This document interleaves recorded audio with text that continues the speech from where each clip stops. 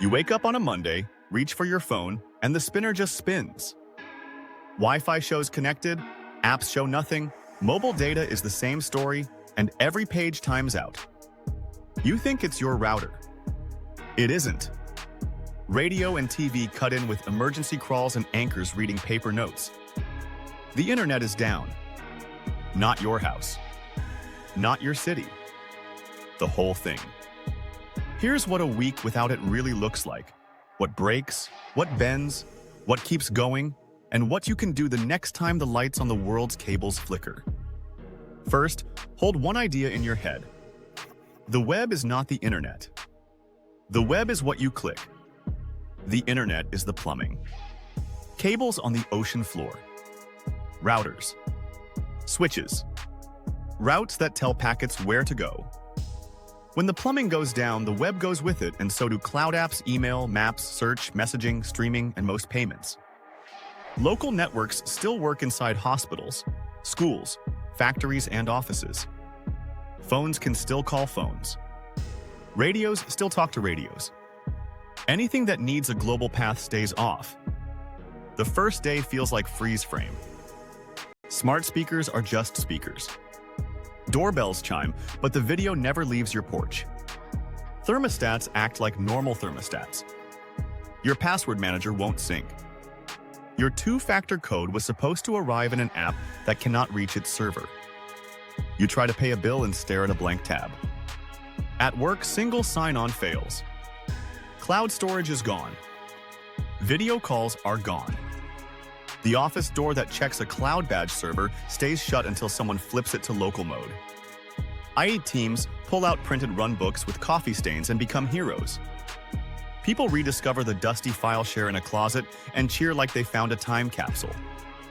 Hospitals move first and fastest because they drill for this.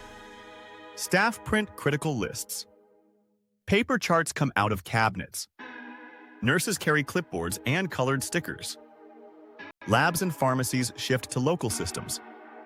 Radiology saves images to internal servers. Pagers and radios do the heavy lifting. It is slower, but care continues. Emergency rooms triage on whiteboards. Phone lines work because voice can ride different trunks. Families learn that we can't see your portal doesn't mean we can't treat you. Air travel stutters and then stabilizes. Planes fly without the public internet. Air traffic control uses dedicated networks and radios. But airlines depend on cloud dispatch, crew scheduling, weather feeds, and maintenance logs. Coordinating a day of flights with spreadsheets is hard. Delays stack. Some cancellations happen. Airports print gate signs. Agents shout boarding groups the old way. People take photos they cannot post. Trucking and shipping feel it in dispatch. E-logs buffer data. Driver's phone dispatch. Routing tools that sip live traffic go thirsty. Drivers carry printed directions. Warehouses keep picking because scanners can talk to local servers. Loading docks move freight. The last mile gets messy. Payments stumble. Some card terminals can approve offline up to a small limit. Many cannot. Big chains with private connections limp along. Small shops flip signs to cash only. ATMs that talk directly to bank cores still print money. ATMs that depend on cloud gateways go dark. Gas pumps work when the authorization is local. Otherwise, you pay inside or you move on. News jumps channels. Radio surges. Local TV becomes the internet's substitute teacher. Newspapers push extra editions like it's the 90s. Group texts carry rumors. SMS stays up because cellular voice and text can use a separate control plane. Modern networks are IP end-to-end, but carriers keep fallback paths. It is fragile, yet it holds. By the second morning, adaptation kicks in. Offices run on intranets. People move files with USB drives and feel like spies, even though it's just the marketing deck. Printers hum. Whiteboards bloom with plans. Managers make decisions without dashboards. They look worried and oddly free. Schools go analog. Teachers take attendance on paper. Lessons come from textbooks and thumb drives. Districts use radio links and phone trees. Parents realize the homework portal was a luxury, not oxygen. Kids discover the library and the copier. Weather forecasts still happen. Satellites still see clouds. Radars still sweep. But your phone app is empty, so you watch TV or listen to radio. The graphics feel retro. The science is solid. Outdoor cruise time worked the old way. Farmers text co-ops and check ag radio. Emergency services tighten protocols. 911 centers route calls over backup links. Consoles fall back to radio if IP fails. Fire and police lean on VHF, UHF, and trunked systems. Mutual aid plans get used for real. Chiefs pin paper maps in command posts. Search and rescue teams ask hikers to carry printed routes and tell a human where they are going.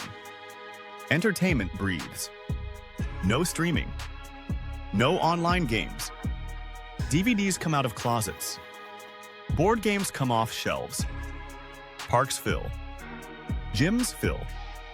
Cafes that can take cash fill. Timelines go quiet and people talk to strangers.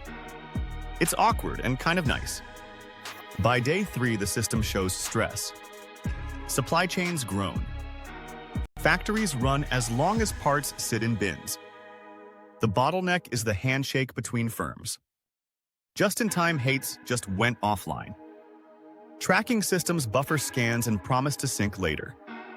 On-prem warehouse software keeps picking. The choke point is coordination. A truck sits because a gate kiosk waits on a cloud token. The fix is a phone call and a guard with a clipboard. Multiply that by 1,000,000.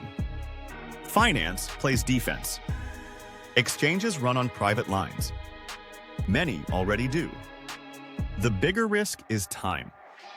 Trading needs synchronized clocks. Without GPS-disciplined time delivered over the net, systems lean on local atomic clocks and fiber time feeds. Latency spikes. Speed traders slow down. Banks extend grace periods because payments cannot move and customers cannot click. Boring is the smartest choice. Public safety fights rumor. Without instant fact checks, bad stories travel. Emergency managers use radio, TV, and trucks with speakers to push verified updates. Community leaders repeat them. People visit city halls for printed notices. The flow of information becomes slower and thicker, like syrup. It still gets there. By day 4, a new routine emerges. Teams meet in person. Conference rooms are full. Office kitchens buzz. People walk floor to floor instead of messaging. Field crews carry binders with checklists. A weird thing happens. Some projects move faster because nobody is doom scrolling, and the only data available is the data you need. Retail finds a groove. Big grocers open cash lanes with staff who can do math. They limit scarce items to keep shelves fair. Small shops post handwritten price boards. Farmers markets turn into community hubs. Craftspeople take orders on paper. Receipts are carbon copy. It works fine. Households get practical. People print maps. They write down phone numbers. They check on neighbors. They inventory meds. They fill water jugs just in case. They find the radio in a drawer and buy batteries. They learn that recipes exist on paper. They bring back movie night. By day 5, the cracks and the cleverness both show up. A cloud-controlled building gets stuck with a parking gate half open. A city parking system cannot validate plates. A delivery robot fleet naps at the curb. Technicians pop panels and flip manual overrides. The human fix is a person with a tool bag and a notebook. Workarounds bloom. Restaurants post menus in chalk and take phone orders. Musicians play live sets for real crowds. Local radio hosts turn into minor celebrities. Libraries print offline survival kits with maps, phone lists, and tips. Makerspace's 3D print brackets to mount old antennas so neighborhoods can share a tiny local Wi-Fi that only works inside the block. It is not the internet. It is enough to pass a file. Cybercrime dips because malware cannot phone home. Real-world scams spike because fear is profitable. Someone sells emergency routers door to door. Don't buy them. Police post guidance on bulletin boards and storefront windows. Neighborhood groups pass the word. Day 6 is the patience lesson. Most essential services are stable. Power plants never needed the public net to spin turbines, but they did use it for some monitoring. Operators fill gaps with local checks and redundant links. Water systems run. Trash gets picked up. Buses and subways run. Life is slower and more deliberate, not broken. People miss their distant people. That ache is hard to patch with paper. International calls still work, but lines clog and prices sting. Postcards sell out. Film shows up in cameras for the first time in years. Patience grows a little scar tissue and starts to hurt less. On day 7, the return begins. Somewhere, core engineers trace the fault. Maybe a software bug in global routing. Maybe a misconfiguration that propagated and erased paths. Maybe a major security incident that forced a coordinated shutdown to stop something worse. Whatever the cause, the fix is ready. Carriers test. Governments brief. Companies staff up. The net comes back like a city at night from a hilltop, one neighborhood at a time, lights flicking on. Your phone explodes with notifications. Your inbox looks like a museum. Apps ask you to sign in. Some cannot, because the whole world tries at once.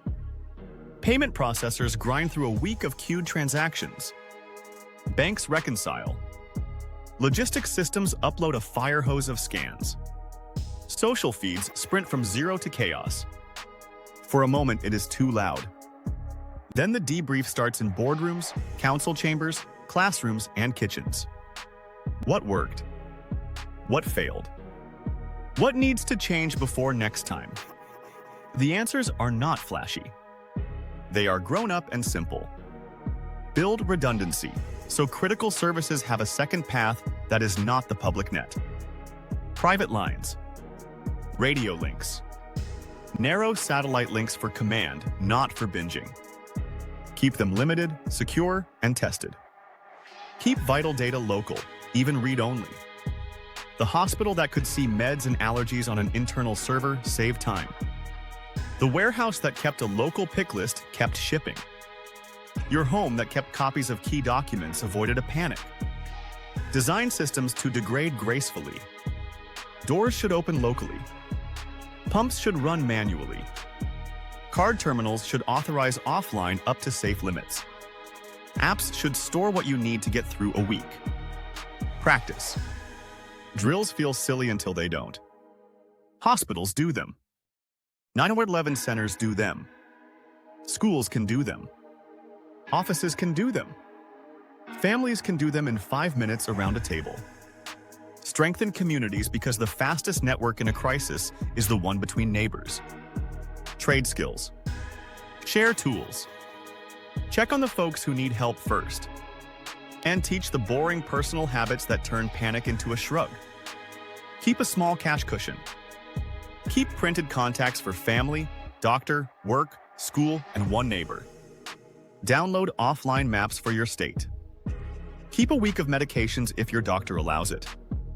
Print instructions for paying bills the old way. Keep a battery radio and fresh batteries. Once a year, try a no internet evening at home.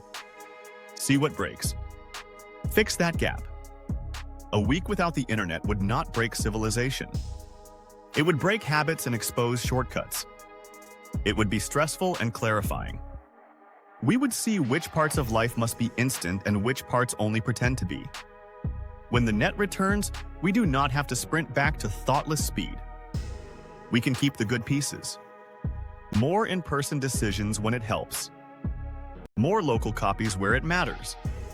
More drills. More backups. Less brittle everything. And one more thing. The internet is a miracle built from quiet agreements and unglamorous work. Shared standards, peering deals, undersea cables, nobody, Instagrams.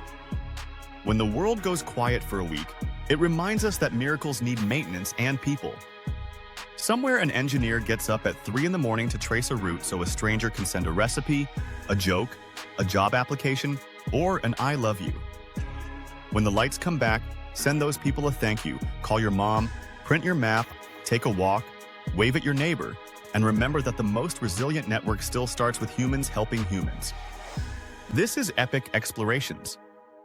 Tell me what you missed most and what you will do differently now.